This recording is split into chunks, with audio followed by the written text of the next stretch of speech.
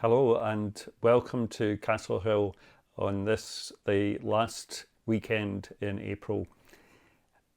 On Thursday, lockdown was officially extended by at least 3 weeks.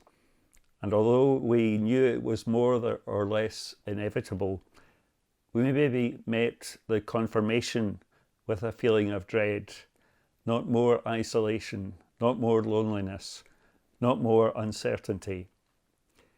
But I believe we are still learning from this situation. And this period affords us opportunities to assimilate lessons that we maybe had chosen to bypass in the past. So politicians can use this time to appreciate that it is possible to challenge and question opponents without doing so in an antagonistic way or being personally insulting. So some world leaders may come to realise that when their colleagues and advisors no longer nod in acquiescence with their self-preoccupied nationalistic pronouncements, it is maybe time for them to reassess their plans.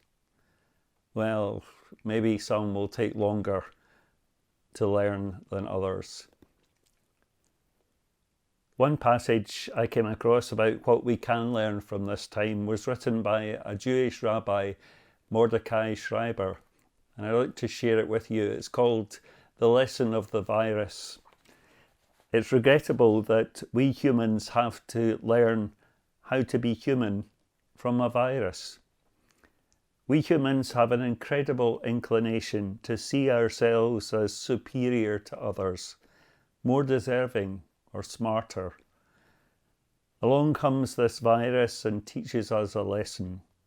Rich or poor, powerful or powerless, the virus couldn't care less.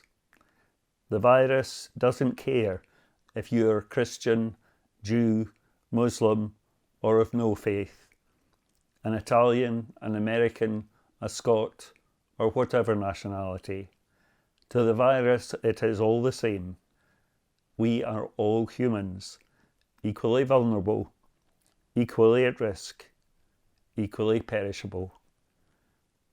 This virus can teach us a lesson. Attention, humans, you are all the same. There are forces in nature that can wreak havoc with the entire human race, worldwide. They are more powerful and lethal than our nuclear weapons, than anything our wisest minds can devise. Where does that leave us? We need to learn how to hang together, or we will all hang separately. We need to put our heads together to ensure our survival. There is one human race, and we all belong to it, like it or not. Let's begin to learn how we can coexist. Let's begin here. The isolation from others, the lack of physical contact, even if it is just the touch of another's hand, is taking its toll.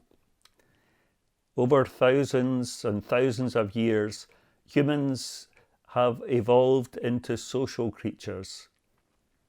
This is new territory, and given the chaos, not one that we would readily have selected. But at the moment, we have to believe that what we are being told, we have to trust that those making difficult decisions on our behalf are doing them for the correct reason and making what they believe to be the right decisions. I, for one, would not like to be in their position. Blame may be attributed to one or all. But that's not the way to start afresh. But there is a resurrection of hope that the future will change for the better, The decisions made now will impact people long after this is over. The realization that all people deserve a better standard of living and to be treated equally with respect, dignity, and compassion. It's changing the rule book and the future. Society will be resurrected in a new way, shaped by a united sense of compassion and love. If you like, Jesus' teachings finally coming home. Hold tight to that hope now. Jürgen Moltmann, a German theologian, said, "Believing in the resurrection does not just mean assenting to a dogma or noting a historical fact. Resurrection is not a consoling opium, soothing us with the promise of a better world in the hereafter. It is the energy for rebirth in this world now. It is focused on the transformation of this one. Christian hope does not promise successful days to the rich and strong, but resurrection and life to those who must exist in the shadows of death. And that is where we may feel we are now." This weekend we think about Thomas, Jesus' disciple. Listen for a word from God, from John's Gospel. One of the 12 disciples, Thomas, called the twin, was not with the other disciples when Jesus came. So the other disciples told him, "We have seen the Lord." Thomas said to them, "Unless I see the scars of the nails in his hands and put my finger on those scars and my hand in his side, I will not believe." A week later, the disciples were together again indoors, and Thomas was with them. The doors were locked, but Jesus came and stood among them and said, "Peace be with you." Then he said to Thomas, "Put your finger here and look at my hands. Then reach out your hand and put it in my side. Stop your doubting and believe." Thomas answered him, "My Lord and my God." Jesus said to him, "Do you believe because you see me? How happy are those who believe without seeing me." The disciples, still in lockdown, after a week, they were obviously still not sure about where their future lay, given the Easter events. Thomas hadn't been there the week before, and his ideas about what this all meant didn't square with what the others told him. So he held on to his wonderings and uncertainty until he too met the risen Jesus. His future changed.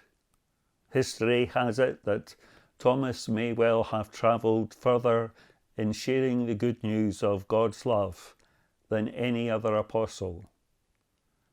But he didn't know that now. There are Thomases around in every generation and today. Some see only that all is black and assume that the sun is setting on our civilization as we know it. Some are dredging up a semblance of optimism and saying it will pass and we'll get back to life as it was. I hope and pray they are both wrong. For I believe in resurrection, and I align myself with those who believe that there is a new future ahead for us all. A new world awaits our activity when lockdown is over. A community where all belong, and the needs of all our world neighbours are our concern too. That won't be easy to establish, and others will opt out. But I believe it is worth waiting for. The hymn I give you this week is When I Receive the Peace of Christ. It goes on to talk of us exchanging hands. We can't do that just now, but we can look forward to the time when we shall be able to again. In the meantime, take the first part of the last verse.